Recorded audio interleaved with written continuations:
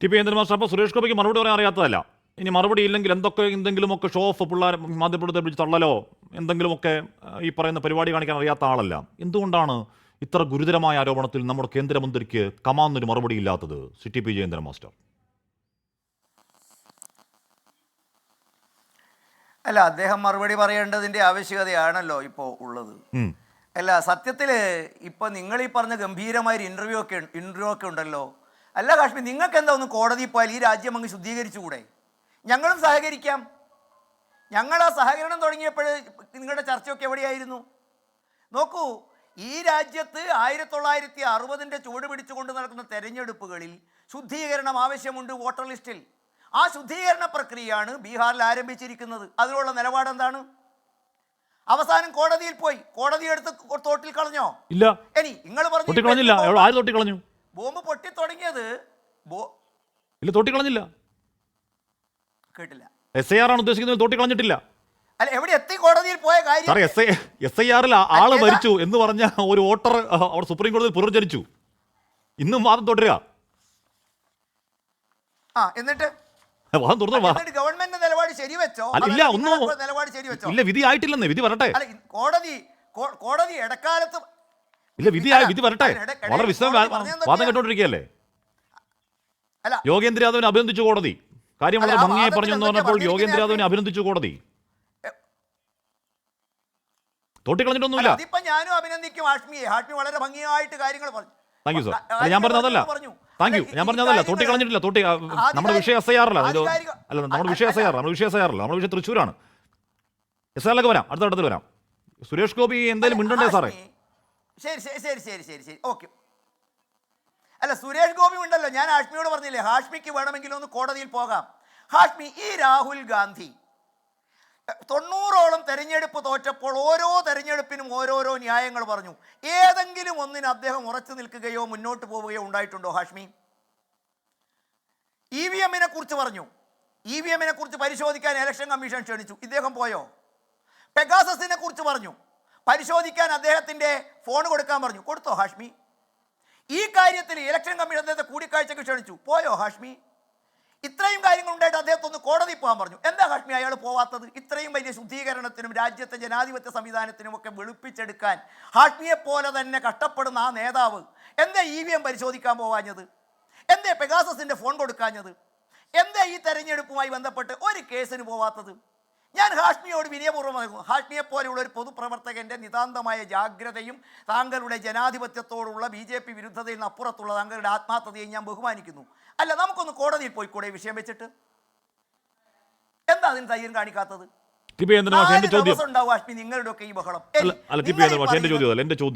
എന്റെ ചോദ്യം അവിടെ പൂങ്കുന്നത്തെ flat, Poonkunnam capital village apartment 4C, അവിടെ നമ്മുടെ ആ വീട്ടമ്മ പറഞ്ഞ ഈ അഡ്രസ്സാണ്. ആ അഡ്രസ്സിൽ 9 പേർ കള്ളവോട്ട് ചേർത്തു. അതിലൊരു കള്ളവോട്ടുകാരൻ്റെ പേര് അജയകുമാർ എന്നാണ്. അത് സുരേഷ് ഗോപിയുടെ ഡ്രൈവറാണ്. ഫോർജറിയാണ്, തട്ടിപ്പാണ്. കേസെടുക്കണ്ടേ അതിൽ? സുരേഷ് ഗോപി പറയണ്ടേ? ഒന്നും മിണ്ടണ്ടേ? ഹാഷ്മി, രമേശ് ചെന്നിത്തലയ്ക്ക് അല്ല ഇരിക്കട്ടെ നീ. അല്ല, ഞാൻ പറയുന്നത് രമേശ് ചെന്നിത്തലയ്ക്ക് 2 വോട്ടുണ്ട് സ്ഥലത്ത്.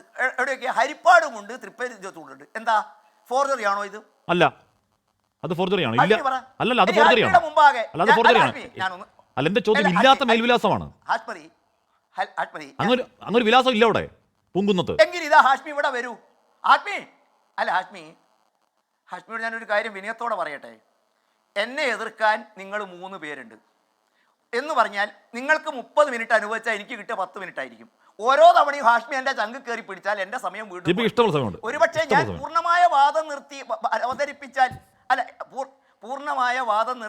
അവതരിപ്പിച്ചാൽ എന്നെ കൗണ്ടർ ചെയ്യാൻ മാത്രമുള്ള ആത്മവിശ്വാസം നിങ്ങൾക്ക് ഇല്ലാത്തത് കൊണ്ടാണ് അല്ല നിങ്ങൾ എന്നെ തടസ്സപ്പെടുന്നതെന്ന് എനിക്കറിയാം. എന്നെ ഒന്ന് പറഞ്ഞ് പൂർത്തിയാക്കാൻ നിങ്ങൾ അനുവദിക്കുമോ? ഞാൻ നിങ്ങളെ എൻ്റെ കോഴിക്കോട്ടേക്ക് ക്ഷണിക്കുന്നു മിസ്റ്റർ ഹാഷ്മി. നോക്കൂ, കോഴിക്കോട്ട് പുത്തൂര് 4/500 320 വീട് ഒരു വീട്ടിൽ. എന്താ ഹാഷ്മിയുടെ നിലപാട്? മാറാട്, താങ്കളെ ഞാൻ പരിചയപ്പെടുത്തണമല്ലോ, മാറാട് 49/49 327 വോട്ട്. പുത്തൂര് മറ്റൊരു നമ്പർ, നേരത്തെ ഞാൻ പറഞ്ഞത് 4/500 ആണ്. അതേ പുത്തൂരിൽ 4/400 248 വോട്ട്. 3/418 196 വോട്ട്. 0 വീട്ടു നമ്പർ. കഴിഞ്ഞ ദിവസം ഹാഷ്മി ഇങ്ങനെ തിളച്ച് മറിയായിരുന്നു. ഹാഷ്മി, കോഴിക്കോട്ട് 0 നമ്പറിൽ എന്റെ മാഷെ നമ്മൾ ഒരു കാര്യത്തിനാ പറയുന്നേ. 1058 വോട്ട് ഹാഷ്മി. മാഷും രാഹുൽ ഗാന്ധി പറഞ്ഞ ഒന്നും തന്നെ വോട്ട് ചോരി ഉണ്ടെന്നാ പറയുന്നേ, അത് അന്വേഷിക്കണമെന്നാ പറയുന്നേ. ഈ മാഷ് ടി.പി. ചന്ദ്രൻ മാഷ് അങ്ങ് അക്കൗട്ട് പറയുന്നത് വോട്ട് മോഷണം ഉണ്ട്, വോട്ട് ഉടായ്പുണ്ട്.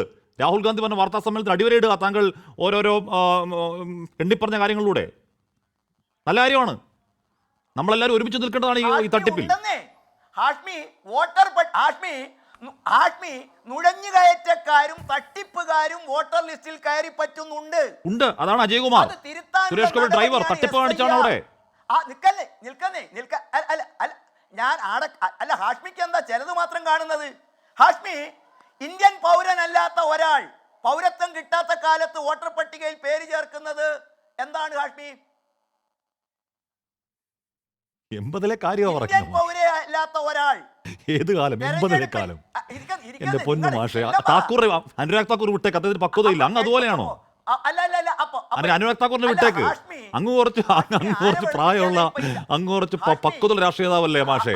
താക്കൂർ പറയുന്ന കാര്യമൊക്കെ എടുത്ത് ഇവിടെ ഒന്ന് പറയാവോ? നിങ്ങൾ അതാരാന്നറിയോ നിങ്ങൾക്ക്? താക്കൂർ ഉത്തരവാദിത്തമുള്ള ഇന്ത്യൻ പൗരനാ അദ്ദേഹം പറഞ്ഞിരിക്കുന്നത്. ഹാഷ്മിയെ പോലെ വ്യാജ ചമ്പോല നിർത്തിയ ചാനലിൽ നിന്നുള്ള വർത്തമാനമല്ല, മരമുറി ചാനലിലെ സംസാരമല്ല, ഉത്തരവാദപ്പെട്ട പൊസിഷനിലാണ് അയാൾ അങ്ങനെ പുച്ഛിക്കരുത് നിങ്ങൾ. ഇല്ല, ഞാൻ പുച്ഛിച്ചല്ല. ഞാൻ പറഞ്ഞത് പ്രായം. നമ്മൾ പ്രായം ഇപ്പൊ എന്നേക്കാൾ പക്വത മാഷ്ക്കുണ്ട്. കാര്യം എന്താണ്? എന്നേക്കാൾ പ്രായമുണ്ട്. പ്രായം കൂടി വരുമ്പോൾ പക്വത ഉണ്ടാവും. ഞാൻ പറഞ്ഞത് അനുരാഗ് താക്കൂർ ഉത്തരം മുട്ടി 80-ലെയും 83-ലെയും ജാതകം എടുത്തുകൊണ്ട് വരുന്നത് മാഷ് ഇവിടെ കൊണ്ട് പറയാവോ? ഹാഷ്മി, അത് മാത്രമല്ല, ഞാൻ ഇപ്പോഴത്തെ ജാതകം പറഞ്ഞു. ആ ജാതകത്തിൽ ഹാഷ്മിക്ക് എന്താ ഉത്തരമില്ലാത്തത്? അല്ല, ഉത്തരവില്ലാത്ത സുരേഷ് ഗോപിക്ക് അദ്ദേഹത്തിന്റെ ഡ്രൈവർ അജയ്കുമാർ ക്രിമിനൽ പണി കാണിച്ചു ഇല്ലേ? അദ്ദേഹത്തിന്റെ ഡ്രൈവർ അജയ്കുമാർ ക്രിമിനൽ പണി കാണിച്ചു. ഇപ്പൊ കേരള പോലീസ് കേസെടുക്കാത്ത അവരുടെ കഴിവുകേട്. ഹാഷ്മിക്ക് ഒരു കാര്യം ചെയ്യും. അല്ല, ഹാഷ്മി പിന്തുണയ്ക്കുന്ന ഒരു പാർട്ടിയല്ലേ ഇവരൊക്കെ? പഴയ കാലത്ത് ഇവരുടെ കൂടെ നടന്ന ആളല്ലേ? ആ ബീജം ആ ഓവേശമൊന്നും ഇപ്പോഴും തടഞ്ഞിട്ടില്ലല്ലോ. എന്തേ ഒരു കേസ് എടുക്കാത്തത്? നേരിട്ട് കോടതിയിൽ പോയിക്കൂടെ ഹാഷ്മി? നിങ്ങൾക്ക് എന്തേ ഹാഷ്മിക്ക് ഇത് ശുദ്ധീകരിക്കാൻ? ബിജെപി വിരോധം ടി.പി. ചന്ദ്രൻ മാഷ് ഉത്തരം മുട്ടുമ്പോൾ ആർക്കും പറയാം കോടതി കൂടെ കേസ് കൊടുത്തു, ആർക്കും പറയാവുന്ന കാര്യം. എന്റെ ചോദ്യം ബാക്കിയൊക്കെ വിട്ടേക്ക്. സുരേഷ് ഗോപിയുടെ ഡ്രൈവർ ഇല്ലാത്ത മേൽവിലാസത്തിൽ ഒരു വീട്ടമ്മയുടെ കള്ളവിലാസത്തിൽ അദ്ദേഹം ഫോർജറി ഉണ്ടാക്കി, അദ്ദേഹം ക്രമക്കേട് നടത്തി. അതിൽ കേസ് എടുക്കണമെന്ന് മാഷ് നിലപാടുണ്ടോ ടി.പി. ചന്ദ്രൻ മാഷ്? അല്ല, അങ്ങനെ ബോധ്യപ്പെട്ടവരല്ലേ കേസിന് പോകേണ്ടത്?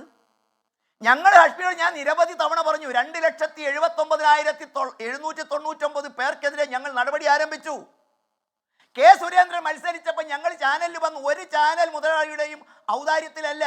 89-ന് വോട്ട് തോൽപ്പിച്ചപ്പോൾ 6,000 വോട്ടിന്റെ കള്ളവോട്ട് കോടതിയിൽ പോയ ഹാഷ്മി തെളിയിച്ചത്.